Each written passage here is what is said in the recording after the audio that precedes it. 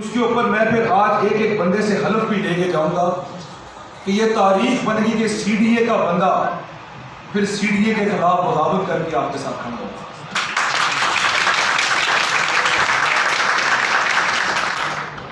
میرے قابل احترام جو سٹیج پہ بیٹھے ہوئے انتہائی عزتوں کے مالک سارے ہیں، ظاہر ہے، اور سب سے بڑھ کے جو سامنے بیٹھے ہیں، آپ تکلیف میں ہیں، پریشانی میں ہیں۔ لمبی تقریر میں 2 گھنٹے کی بھی کر سکتا ہوں اور یہاں پہ بڑی ٹرمینالوجیز کو بھی ایکسپلین کر سکتا ہوں، لیکن میں وہ نہیں کروں گا۔ میرے بھائیوں نے بات کی، بزرگوں نے بات کی، تمام سپیکرز نے بات کی، اور مجھے خوشی ہوتی کہ میرے بزرگ فرید اللہ بابر صاحب یہاں سے جاتے نا، یہاں رکتے اور ہمارا بھی موقف سن کے جاتے، ان کو پتہ لگتا کہ ہم کیا کہنا چاہتے ہیں اور اگلی مصروفیات کو 1 گھنٹہ آگے کر دیتے۔ لہذا یہاں پہ قانون کی بات کی گئی۔ قانون اس ملک کے اندر میں آپ کو 2 لائنوں میں سمجھا دیتا ہوں کہ آسٹریلیا سے آئی ہوئی ایک بچی کو جنہوں نے گولیاں ماری، وہی ان کی تحقیقات کر رہے ہیں کہ بھئی ہم دیکھیں گے کہ گولیاں کس نے ماری۔ تو یہاں قانون ختم ہو جاتا ہے میرے بھائی۔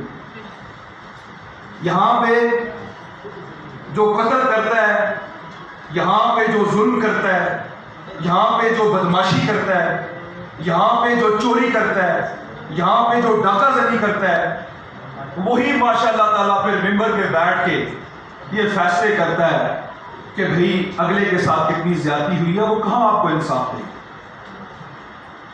اور میں جب لیبر ڈے پہ ہم یہاں ریلی لے کے آئے تو طارق عثمانی صاحب کو میں استاد محترم بھی کہتا ہوں، کھٹک صاحب میرے ظاہر بزرگ بیٹھے ہیں، میرے والد صاحب کے ساتھ ان کا ایک تعلق رہا ہے۔ میں نے اس دن بھی ایک بات کہی تھی اور جس کے حوالے سے میں اکثر متی اللہ جان صاحب کو دیکھتا رہتا ہوں، ان کے اوپر حملے بھی ہوتے ہیں کہ یہ جو ایوان ہے، بڑی بڑی بلڈنگیں ہیں جہاں پہ آپ کے جج بیٹھے ہوئے ہیں، جہاں پہ آپ کے حکمران بیٹھے ہوئے ہیں، یہ بلڈنگیں ہماری دین ہے نا، یہ کوئی جہیز میں تو لے کے نہیں آیا۔ ان بلڈنگوں کا جو بجٹ بنتا ہے وہ ہمارے ٹیکس کے پیسے سے بنتا ہے نا، اور وہ اسلام آباد کے 3 MLAs قابل احترام جب انہوں نے الیکشن لڑا تو کیا آپ کا ووٹ انہوں نے نہیں لیا؟ مجھے بتائیں، آپ کھڑا کر کے لیا ہی نہیں لیا؟ لیا ہی نہیں لیا۔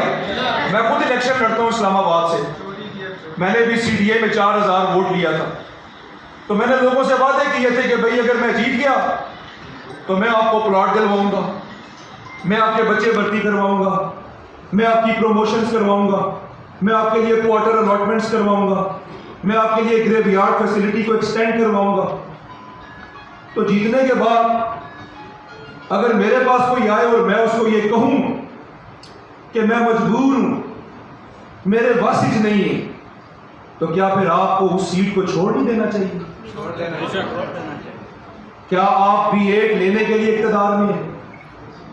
کیا آپ منسٹری انجوائے کرنے کے لیے اقتدار میں ہیں؟ جس غریب پاکستانی کے جوتیوں کے صدقے آپ اقتدار میں جاتے ہیں، کل اگر اس کے سر کی چھت کو چھینا جا رہا ہے اور اس کو یہ کہا جائے کہ جی آپ غیر قانونی ہیں، تو چلیں اس پہ بھی قانون پہ بات کر لیتے ہیں۔ پریس کلب میں کھڑا ہوں، آپ کو یہ بتانا چاہتا ہوں کہ سی ڈی اے جہاں اتنا برا ہے، ذرا آپ کو اس کی اچھی سائڈ دکھاتا ہوں کہ جب میرے والد مرحوم کا دور تھا، یہ جو 12 کالونیاں ہیں آپ کی، یہ میرے والد صاحب کے ہاتھ کی بنی ہوئی، انہوں نے نمبر بھی اس کو خود لگائے تھے۔ اور سی ڈی اے سینیٹیشن کے اندر مسیح جو ہمارے قابل احترام کام کرتے تھے، ان کو ایک غلیظ لفظ کے ساتھ بلایا جاتا تھا۔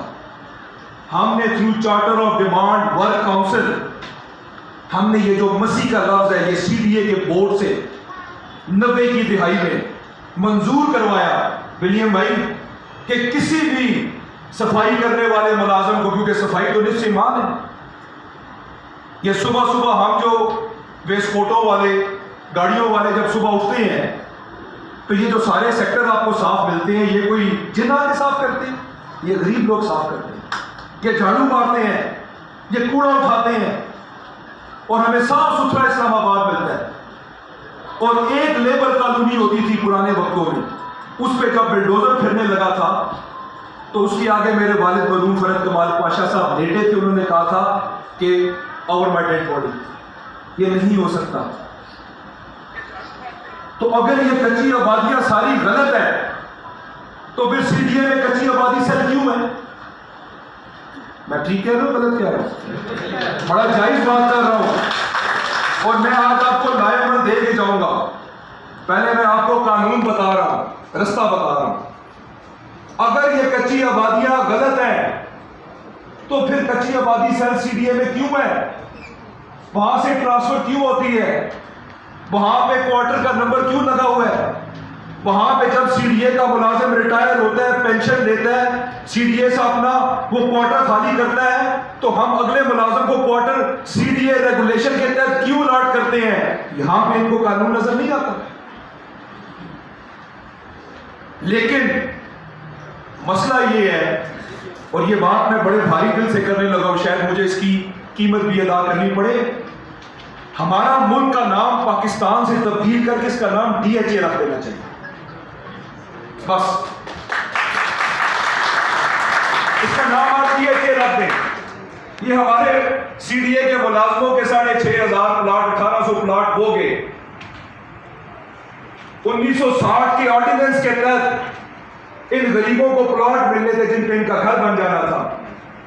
1740 پلاٹ ایک قلم سے, رات کو سوئے صبح اٹھے پتہ لگا جی کہ وہ ڈی ایچ اے کو جا چکے.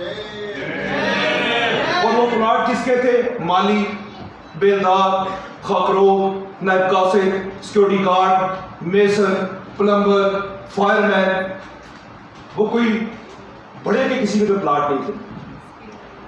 تو بات یہ ہے کہ سوال یہ چھوڑ کے جا رہا ہوں کہ اگر کچی آبادیاں جن پہ آپ بلڈوزر پھیر رہے ہیں وہ غلط ہے تو پھر کچی آبادی سیل کیوں؟ یہ آ گیا پہلا سوال. دوسرا سوال آپ کے سامنے یہ چھوڑ کے جا رہا ہوں کہ کیا ہمارے کانسٹیٹیوشن میں یا جس وقت ملک پاکستان بنایا گیا تو کیا قائد اعظم رحمۃ اللہ علیہ نے یہ کہا تھا کہ یہ صرف اور صرف مسلمانوں کا پاکستان ہوگا؟ انہوں نے کہا تھا کہ یہ پاکستانیوں کا پاکستان ہوگا. اس میں جو سفید رنگ رکھا گیا ہے وہ ویسے ہی رکھا گیا ہے. وہ اسی لیے رکھا گیا ہے کہ یہاں پہ حقوق مساوی ہوں گے. یہاں پہ بسنے والا ہندو, سکھ, مسلم, کرسچن جو بھی ہوں گے ان کو مساوی حقوق ملیں گے. یہاں پہ کوئی کرسچن بھائی کھڑا ہوئے 2 سیکنڈ کے لیے, ولیم بھائی آپ بھی کھڑے ہو جائیں. یار ان کے یہاں سے کٹ لگاؤ خون نکالو, میرے یہاں سے کٹ لگاؤ خون نکالو, کوئی ان کے خون کا اور میرے خون کے رنگ میں فرق ہے؟ تو پھر بات ختم ہو گئی نا یار. کہ کیوں ہم ان قانونیوں کے پیچھے پڑ چکے ہیں. یہ جس وقت میرے بزرگوں نے قانونیاں بنوائی تھی ہم نے بورڈ سے قانون بنوایا تھا کہ ان تمام قانونیوں کو ریگولائز کیا جائے گا, ان کو واٹر فیسلٹیز دی جائیں گی, ان کی مینٹیننس کی جائے گی, ان کا سٹی سیوریج کا نظام ہوگا, ان کے تمام تر جو G9 میں, G10 میں, G7 میں جتنے سرکاری کوارٹرز ہیں جو کچھ ان کو ملتا ہے وہ کچھ ان کو بھی ملے گا. آپ آج میرے ساتھ چلے چلیں شام کو, دور نہیں جاتے ہیں, یہاں پہ G7 چلے چلتے ہیں شاپر کالونی کے اندر, اس کی گلی سے آپ گزر نہیں سکتے ہیں, وہاں اتنی بدبو ہے. وہاں پہ سٹی سیوریج کے پائپ کیوں نہیں ڈلتے ہیں؟ وہاں پہ صرف مسئلہ کیا ہے کہ اسلام آباد کو انہوں نے مین ہیٹن نہیں بنانا, اسلام آباد کے اوپر انہوں نے ایک یلغار کی بھی اور ایک قبضہ کرنا ہے. آپ نیول والی سائٹ پہ چلے جائیں, دیکھ لیں وہ معاملات کہاں تک جا چکے. 1500 بندہ سنیاڑی کے اندر میری یونین کے تقریباً 300 لوگوں, آبائی قبرستان ان کے وہاں بنے ہوئے, پاکستان بننے سے پہلے وہ لوگ وہاں رہ رہے تھے, بدماشی سے لے لیے, کوئی پوچھنے والا نہیں, کوئی بات کرنے والا نہیں. اور آپ نے یہاں پہ سی ڈی اے کے افسران کی بات کی. سی ڈی اے کے افسران کیا بیچتے ہیں جی؟ ان کے بس میں کیا ہے؟ ان کو تو پتہ ہی نہیں ہے. ان کو تو رات کو ایک اینولپ بند ہوتا ہے, صبح ملتا ہے. اس اینولپ کو وہ کھولتے ہیں اور اس میں لکھا ہوتا ہے کہ فلانی جگہ پہ جا کے دعویٰ بول. وہ بیچارے ہمارے افسران جا کے کہتے ہیں سر قانون. وہ کہتے ہیں ہمیں قانون بھائی. وہ آگے سے کہتے ہیں جی ان کے پاس الاٹمنٹس ہیں. وہ کہتے ہیں کینسل کر دیں. وہ کہتے ہیں سر وہ لوگ وہاں پہ جدی بیٹھے ہوئے ہیں. اور یار ہم لینڈ ڈسپوزل ریگولیشن کو امینڈ کر دیں گے. تو میں اپنی بات کو سمیٹ اس میں رہا ہوں کہ جو تو آپ بات کریں گے جی کہ یہاں قانون کو فالو کیا جائے تو پھر یہ کمرہ ٹھیک ہے, یہاں مہینے میں 3 دن رکھیں, مجھے بھی مزہ آتا ہے تقریر کرنے میں. مشاورت کریں گے. ہم میرے دفتر میں ایک اجلاس بلائیں گے. وہاں بلا کے میں انشاءاللہ تعالیٰ دامنے سکھنے ہر لحاظ سے آپ کے ساتھ ہوں گا. میری ٹیم آپ کے ساتھ ہوگی. ہم سب ایک دوسرے کے ساتھ ہوں گے اور ہم ان کا مقابلہ کریں گے. اللہ تعالیٰ آپ سب کو سلامت رکھے. میرے کسی قول فعل لفظ سے کسی کی کوئی دل آزاری ہو تو میرا مقصد نہ کسی کو نیچا دکھانا نہ کسی کو اوپر دکھانا. سب سے بڑی ذات ہے رب کائنات, اور وہ رب عزت اور ذلت کا مالک ہے. آج آپ جن کے گھر چھن گئے ہیں یہ آپ سوچ لیں کہ آپ کو جو کچھ بھی دینا ہے وہ میرے رب نے دینا ہے. کوئی ساری دنیا چاہے آپ کو بینیفٹ نہیں دے سکتی جب تک رب نہ چاہے, اور ساری دنیا آپ کے خلاف ہو آپ کا بینیفٹ نہیں جا سکتا رب اگر آپ کے ساتھ ہو. تو پہلے تو رب توکل ہو جائیں, اللہ سے مانگیں, اور انشاءاللہ تعالیٰ ایک ایسا لائے عمل ہوگا. اور ہم نے اگلے 10 سے 15 دن میں یہ احتجاج کرنا ہے اور ہم نے اس کو وہاں پہ لے کے جانا ہے اور کچھ لے کے آنا ہے. بہت شکریہ. اور ہمارا بھی جیسے آپ نے جو کہا ہمارا بھی یہی مقصد ہے یہاں پہ مسلم تنظیموں کو, محنت کے ٹریڈ یونینز کو, کچی آبادی کے محنت کشوں کو جمع کرنے کا یہی مقصد ہے کہ ہم یہی چاہتے ہیں کہ ہم سب مل کر اس نظام کے خلاف لڑیں اور اس نظام نے جو ہمارا استحصال کیا ہوگا اس سے اپنا حق چھینیں. یہاں پہ ہمارے پاس کچی آبادیوں کے اور